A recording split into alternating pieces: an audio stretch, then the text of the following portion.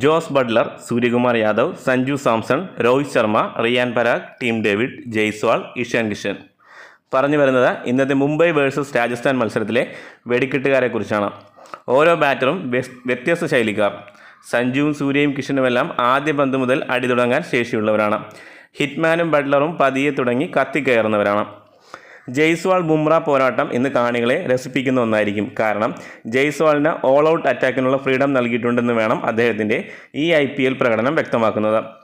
ഒരുപക്ഷെ ബുംറയ്ക്ക് അല്പം ബഹുമാനം നൽകി മറ്റ് ബോളേഴ്സിനെ ടാർഗറ്റ് ചെയ്യുകയാവും ലക്ഷ്യം.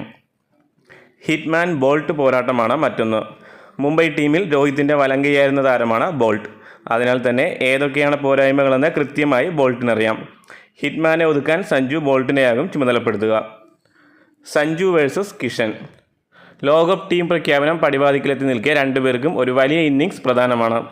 സ്ഥിരതയില്ലായ്മയുടെ പേരിൽ വിമർശിക്കപ്പെടുന്ന രണ്ടുപേരും ഇന്ന് ചിലർ തെളിയിക്കാനാകും ഇറങ്ങുക. പവർ പ്ലേയിൽ കൂടുതൽ അപകടകാരിയാകാൻ സാധ്യതയുള്ള താരമാണ് ഇഷാൻ കിഷൻ. ആരാധകർ ആവശ്യത്തോടെ ഈ IPL നോക്കിക്കാണുന്നൊരു താരമാണ് റിയാൻ പരാഗ്. അദ്ദേഹം ഈ IPL വളരെ മികച്ച മാച്ച് വിന്നിംഗ് നോക്കാണ് നടത്തുന്നത്. മറുവശത്ത് ടീമിൽ തിരിച്ചെത്തിയ ശേഷം മുംബൈക്ക് വിജയങ്ങൾ സമ്മാനിക്കുന്ന താരമാണ് സൂര്യകുമാർ യാദവ്. ആദ്യ ഏറ്റുമുട്ടലിൽ സൂര്യ മുംബൈക്കൊപ്പം ഇല്ലായിരുന്നു എന്നത് രാജസ്ഥാന് അനുകൂല ഘടകമായിരുന്നു. ഇന്ന് ആ തോൽവിയുടെ കണക്ക് തീർക്കാനാകും ഹർദിക്കും സംഘവും ഇറങ്ങുക. മത്സരം ഫിനിഷ് ചെയ്യാൻ ഹർദിക്കും ടീം ഡേവിഡും തന്നെ ധാരാളം. മറുവശത്ത് പവലും ഹിറ്റ്മേറും അടങ്ങുന്ന വിൻഡീസ് കരുത്താണുള്ളത്. കാത്തിരിക്കാം ഒരു മികച്ച പോരാട്ടത്തിനായി.